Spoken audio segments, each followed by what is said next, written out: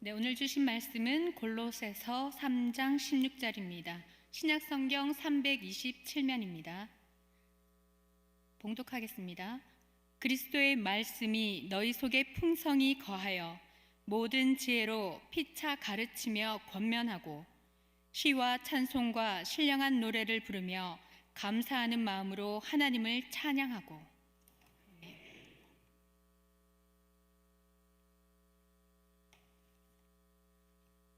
찬양위원회 간사로 섬기시는 김규선 목사님 나오셔서 찬양의 자세라는 제목으로 말씀 전해주시겠습니다.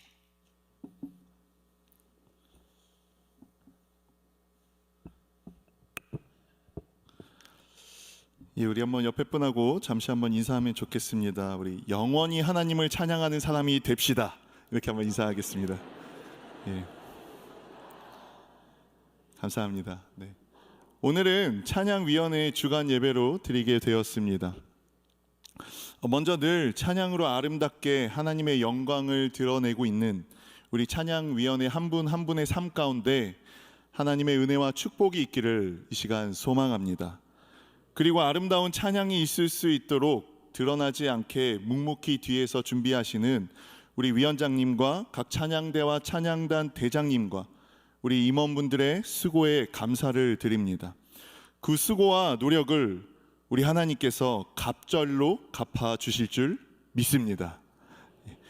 오늘은 찬양의 자세라는 제목으로 말씀을 나누도록 하겠습니다. 제가 어릴 때 저희 집안에서는 할아버지가 돌아가시기 전까지 늘 제사를 드렸었습니다. 제사를 드리는 집이었는데 제가 20살 이후가 되어서 20살이 넘어서 명절에 할머니 댁에 가서 20살이 제가 넘어서 예수님을 믿게 된 후에 우리 할머니 집에 가서 제사 드리는 모습을 보면서 깜짝 놀란 부분이 있었습니다. 그 부분은 어떤 모습이었냐면 제사를 드리는데 이런 단어가 어울리지 않을 수 있겠지만 그냥 이렇게 느껴졌습니다. 너무 진지하고 거룩하게 제사를 드리고 있다라는 생각이 들었습니다. 한 명씩 잔을 향이에 2번 돌리고 2번씩 절을 하고 아이들이 절대로 떠들지 못하겠습니다. 그리고 모두가 진지한 표정으로 조상에게 절을 했습니다. 숟가락을 한 번씩 옮기면서 우리 조상님들이 맛있게 드시라고 말했습니다. 지금 조상님들이 식사하고 있으니 모두가 조용하라고 이야기했습니다. 굉장히 엄숙하고 이 단어가 어울리지 않지만 거룩한 분위기로 뭔가 제사를 드려 보였습니다. 너무도 진지했고 나를 지켜주실 조상님들에 대한 감사의 마음과 그리고 앞으로도 주실 그 복을 기대하면서 진지하게 제사를 드리는 그 모습이 저에게는 굉장히 충격으로 예수님을 믿고 나서는 충격으로 다가왔습니다. 한낱 귀신에 불구한 조상에게 제사를 드리는데 너무나 진지한 표정과 자세가 충격으로 다가왔던 겁니다. 그런데 유일신이라고 말하는 하나님을 믿는 제 자신을 한번 돌아보았습니다. 유일신인 하나님 앞에 예배 드리는데 나는 어떤 자세로 예배를 드리고 있는지. 제가 청년 때는 예배 시간에 졸기일수였고 찬양을 하면서도 큰 감흥 없이 입만 뻥끗거린 적이 많았던 것 같습니다. 예배를 드리면서도 이런 생각하는 거죠. 뭐 맛있는 거 예배 끝나고 먹으러 갈까? 우리 가운데도 이런 생각 지금 하고 찔리신, 그렇습니다. 이런 생각들을 했었던 거죠. 제사를 준비하기 위해서 음식을 정갈하게 준비하고 음식 올리는 그 순서가 틀릴까봐 책을 펼쳐놓고 정성껏 올리는 그 모습, 정성을 다해 절하며 조상에게 제사를 드리는 가족들의 모습 속에서 저는 저의 예배에 대한 자세에 대해서 한번 돌아보았습니다.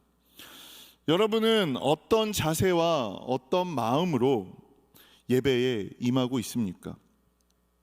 오늘은 찬양위원회 주간 예배이니 한번 이렇게 질문 드려보겠습니다. 여러분은 어떤 자세와 어떤 마음으로 하나님 앞에 찬양을 드리십니까? 오늘은 어떤 마음과 어떤 자세로 우리가 찬양을 드려야 하는지에 대해서 말씀을 통해서 한번 나눠보려고 합니다. 바울은 오늘 골로새서 3장 16절을 통해서 이렇게 말합니다. 우리 3장 16절을 다시 한번 읽어보도록 하겠습니다. 그리스도의 말씀이 너희 속에 풍성히 거하여 모든 지혜로 피차 가르치며 권면하고 시와 찬송과 신령한 노래를 부르며 감사하는 마음으로 하나님을 찬양하고. 하반절에 어떤 마음으로 찬양하라고 이야기하고 있습니까?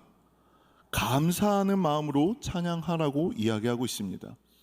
여기서 감사라는 단어는 원어로는 카리스라는 단어를 사용하고 있다고 합니다. 이 단어는 보통 하나님의 은혜를 얘기할 때 이 단어를 사용하고요. 동사로 사용하게 되면 기뻐하다, 즐거워하다라는 의미를 가지고 있습니다. 이 모든 것을 종합해 보았을 때 감사의 마음이란 하나님을 기쁨과 즐거움으로 찬양하라는 뜻으로 볼 수 있습니다. 우리가 하나님을 기쁨과 즐거움으로 그리고 감사함으로 찬양할 수 있는 근거는 무엇입니까? 아까 카리스가 어떤 의미를 갖고 있다고 했죠? 은혜입니다. 은혜. 하나님의 은혜를 입었기 때문에 우리는 감사할 수 있으며 은혜를 입었기 때문에 감사함과 기쁨으로 찬양할 수 있는 것입니다. 송경민 목사님께서 쓰신 은혜라는 찬양이 이 은혜에 대해서 굉장히 잘 표현하고 있습니다. 내가 누려왔던 모든 것, 지나왔던 모든 시간, 이 땅에 태어나 사는 것, 숨을 쉬며 꿈을 꾸는 삶, 찬양하고 예배하는 이 모든 것이 은혜입니다. 우리의 삶에 하나님의 은혜가 아닌 것은 아무것도 없습니다. 모든 것이 하나님의 은혜라는 것을 우리는 무엇을 통해 알 수 있습니까? 송경민 목사님의 찬양을 통해서만 알 수 있습니까? 아닙니다. 근본적으로는 무엇을 통해서 알 수 있냐면 16절, 아까 방금 읽었던 16절 상반절에서는 이렇게 이야기하고 있습니다. 그리스도의 말씀이 너희 속에 풍성히 거하여. 그리스도의 말씀이 우리 속에 풍성히 거한다면 그 은혜를 알 수 있게 되고, 그리고 그것으로 말미암아 기쁨과 감사함으로 찬양할 수 있다는 것입니다. 혹시 우리를 돌아보길 원합니다. 우리 안에 은혜가 없습니까? 은혜에 대한 기쁨이 없습니까? 찬양에 대한 기쁨이 없습니까? 찬양에 대한 감사가 없습니까? 그 이유는 말씀이 우리 안에 풍성히 거하지 않기 때문입니다. 말씀의 풍성함이 곧 찬양의 풍성함입니다. 인정하십니까? 말씀의 풍성함이 곧 찬양의 풍성함입니다. 인정하십니까? 말씀이 우리 가운데 풍성하다면 도무지 감사할 수 없는 그런 상황 가운데서도 감사함으로 찬양할 수 있습니다. 무엇으로 알 수 있냐면, 먼저 우리가 본 지금 골로새서 말씀은 보통 옥중서신이라고 부릅니다. 지금 바울은 감옥에 있는 겁니다. 도무지 감사할 수 없는 상황입니다. 그럼에도 불구하고 바울은 골로새 교인들에게 그리스도의 말씀이 너희 안에 풍성히 거하여 감사하는 마음으로 찬양하라고 권면하고 있는 것입니다. 저희는 장례식을 많이 갑니다. 장례식장에서 성도의 죽음을 별세가 아니라 소천이라고 부릅니다. 부를 소자와 하늘 천자를 사용합니다. 하나님의 부름을 받아 돌아간다는 의미입니다. 그래서 담임 목사님께서 장례 설교하실 때 고인은, 우리 성도님은 사망하신 것이 아니라 돌아가신 것입니다 라고 선포하십니다. 우리는 장례 예배를 드릴 때 소천하신 성도님의 돌아가심을 기념하면서 천국 환송 예배를 드립니다. 예배 때 제가 기도한다면 저는 이렇게 기도를 합니다. 하나님, 우리 성도님 하나님 품에 안기게 하여 주심에 감사합니다. 그리고 이 시간 함께 위로 예배하게 하여 주심에 감사합니다. 이렇게 기도합니다. 장례식과 감사라는 단어는 어울리지 않습니다. 사실 장례식에서 감사하다라고 표현할 수 있는 종교는 기독교밖에 없을 것입니다. 장례식에서 찬양할 수 있는 종교는 기독교밖에 없을 것입니다. 믿지 않는 사람들은 도무지 이해할 수 없을 것입니다. 장례식에서 감사라니. 하지만 우리가 믿는 기독교, 우리 말씀, 성경을 믿는 기독교는 어려운 상황뿐만 아니라 죽음을 앞두고도 감사하며 찬양할 수 있는 종교인 줄 믿습니다.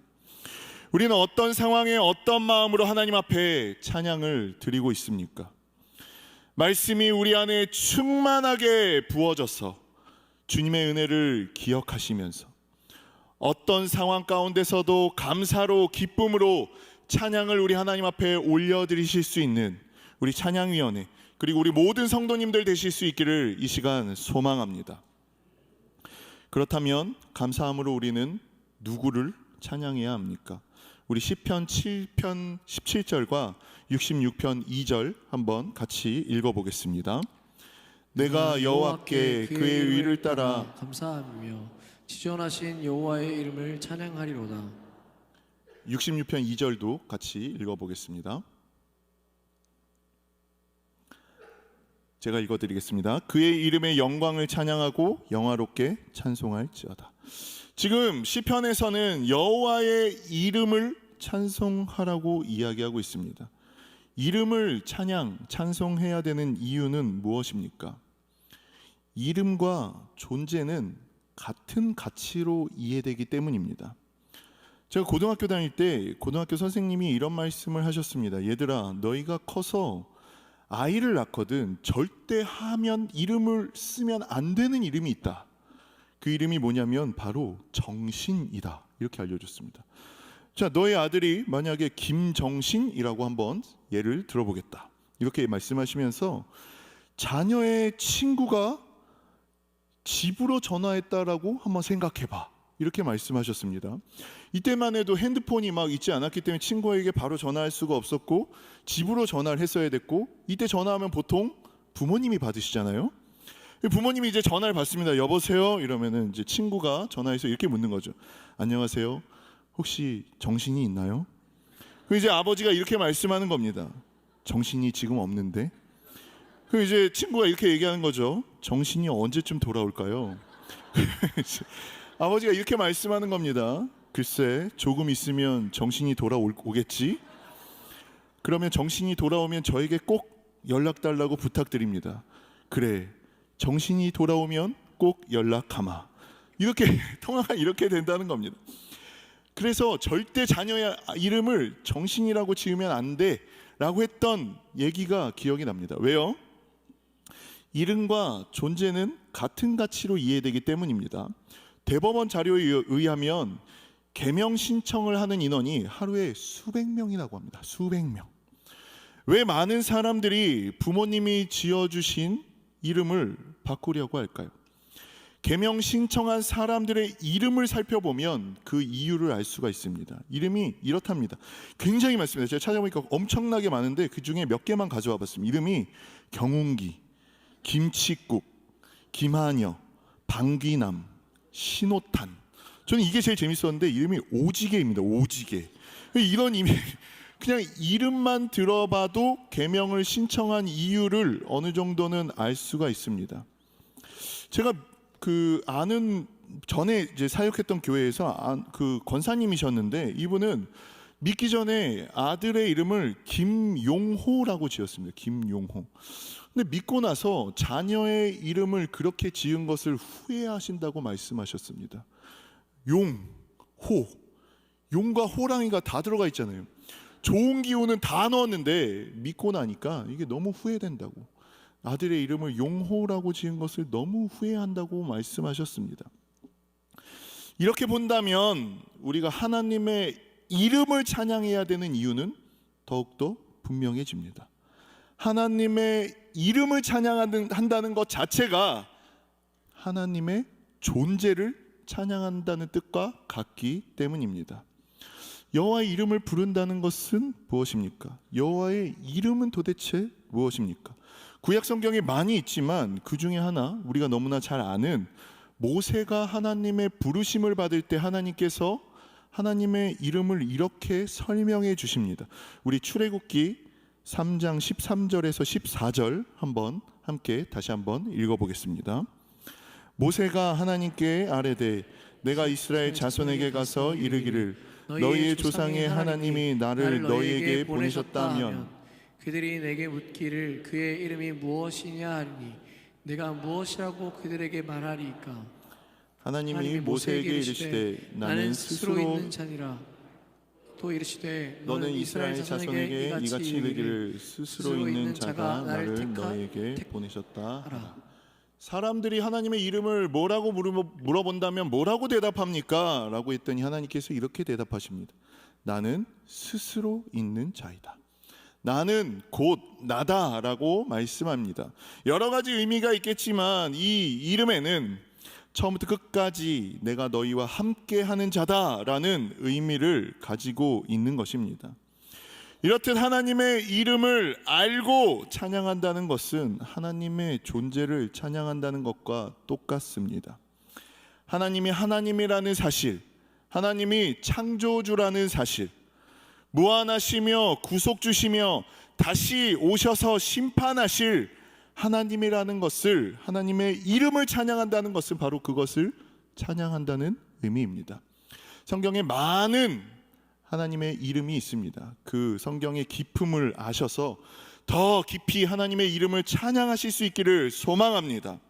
십계명에서는 제3계명에서는 이렇게 말합니다. 신명기 5장 11절 너는 내 하나님 여호와의 이름을 망령되이 일컫지 말라. 나 여호와는 내 이름을 망령되이 일컫는 자를 죄 없는 줄로 인정하지 아니하리라. 이름을 찬양하는 것은 둘째치고 이름을 망령되이 부르는 자는 죄라고 말씀하고 있습니다. 망령되이 부른다는 것이 무슨 의미입니까? 함부로 부르거나 함부로 쓴다는 의미입니다. 우리에게 하나님의 이름은 어떤 의미이며 하나님의 이름은 어떤 존재입니까?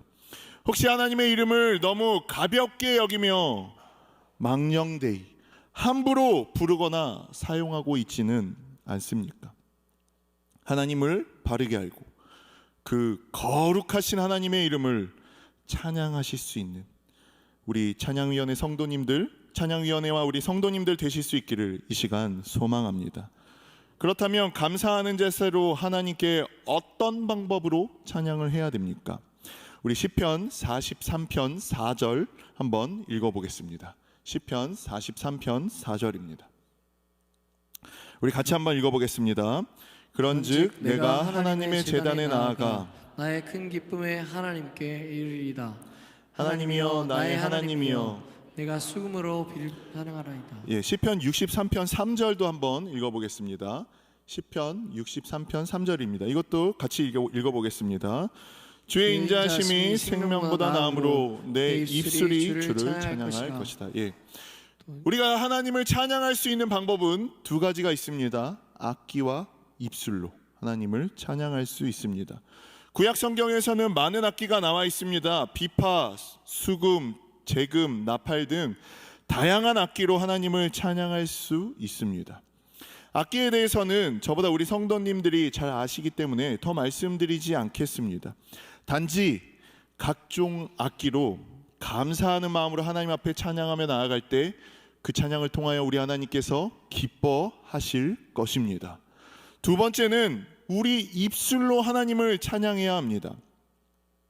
우리가 읽은 시편 63편 외에도 입술로 주님을 찬양하라는 표현은 많이 등장하고 있습니다. 왜 우리는 우리의 입술로 하나님을 찬양해야 합니까? 그 이유는 우리의 입술은 마음의 창문이기 때문입니다. 구약이 쓰였던 히브리 시대의 문학과 관습에 따르면 입술은 영혼의 창문이라고 했습니다. 마음의 생각과 문이라고 표현했다고 합니다. 그러므로 입술로 찬양한다는 것은 마음과 영혼의 모든 것을 밖으로 내뿜는다는 것을 의미하고 있습니다. 예수님께서 마태복음 15장에서 입술로 내뿜는 것에 대해서 이렇게 말씀하십니다.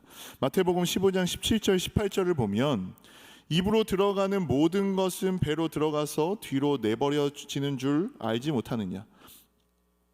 입에서 나오는 것들은 마음에서 나오나니 이것이야말로 사람을 더럽게 하느니라.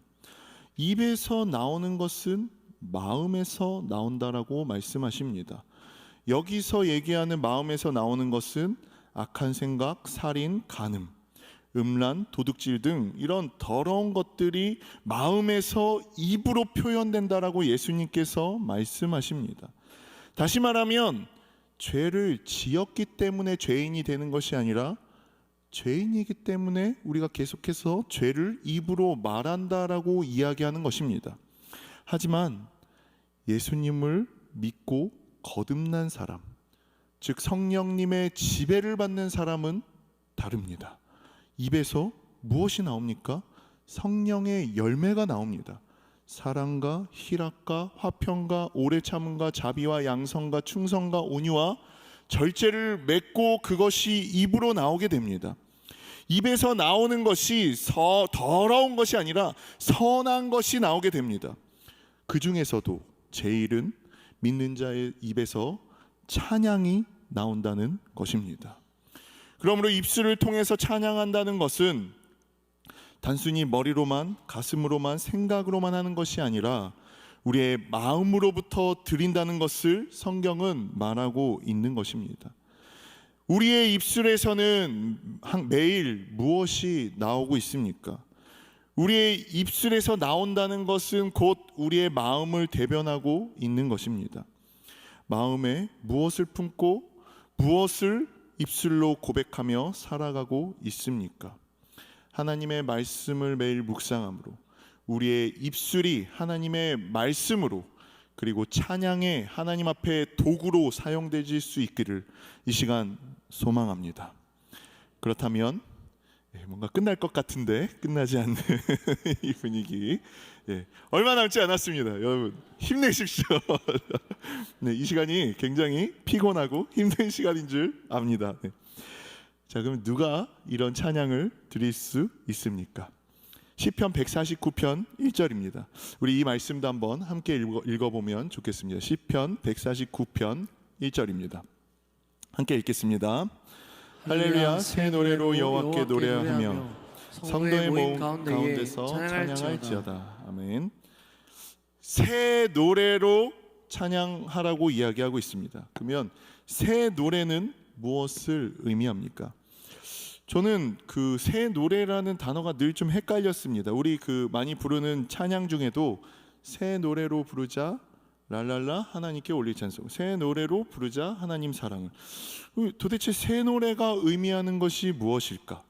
여기서 말하는 새 노래가 새로운 노래라면 우린 늘 새로운 찬양을 해야 하고 늘 새로운 찬양을 만들어야 하는 것인가? 라는 의문이 있었습니다. 이 단어에 대해서 총신대학교 조직신학을 가르치는 박재영 교수님이라는 분이 이 부분을 이렇게 해석하셨는데 저는 동의가 됐습니다. 어떻게 해석하셨냐면 새 노래는 새로운 노래가 아니라 새 사람이 부르는 노래를 새 노래라고 이야기합니다. 거듭난 자만이 하나님을 찬양할 수 있습니다. 그 이유는 거듭나지 않은 자는 하나님의 자녀가 아니라 사탄의 자녀이기 때문입니다. 사탄의 자녀는 세상을 찬양하는 자이고 하나님의 자녀는 하나님을 찬양하는 자입니다. 새 노래는 새로운 노래라기보다는 새 사람, 거듭난 사람이 부르는 노래를 새 노래라고 표현하고 있는 겁니다. 제가 그 팀 켈러의 복음으로 세우는 센터 처치라는 책을 보다가 소설가 데이비드 포스터 월러스라는 어떤 무신론자가 2005년 캐니언 대학 졸업식 축사에서 했던 어떤 글이 있었는데 이게 굉장히 저에게 와닿았습니다. 이게 어떤 글이냐면요, 조금 긴데 제가 한번 읽어드려 보겠습니다. 사람들은 모두 무언가를 예배한다. 우리가 하는 유일한 선택이란 무엇을 예배할 것이냐이다. 어떤 종류의 신이나 영적 대상을 예배하기로 선택할 수밖에 없는 이유는 아마도 당신이 무엇을 예배하든 그것에게 산채로 삼켜질 것이기 때문이다. 만일 당신이 돈이나 물질을 예배한다면, 그리고 그것에서 인생의 참 의미를 찾고 있다면 당신은 결코 충분히 가지지 못할 것이다. 아무리 가져도 부족하다고 느낄 것이기 때문이다. 자신의 몸이나 외모, 성적 환상을 예배한다면 당신은 늘 자신이 못생겼다고 느낄 것이다. 그리고 나이가 들고 세월의 흔적이 몸에 나타나기 시작하면 아직 무덤에 묻히기도 전인데도 수만 번이나 죽음을 경험하게 될 것이다. 당신이 권력을 예배한다면 결국 약함과 두려움을 느끼게 될 것이다. 그리고 그 두려움을 무마시키기 위해서 더 많은 권력을 다른 사람들 위해 부리고 싶어질 것이다. 당신이 지성을 예배한다면 똑똑한 사람처럼 보이려고 애쓰겠지만 결국은 스스로가 멍청하다고 느낄 것이다.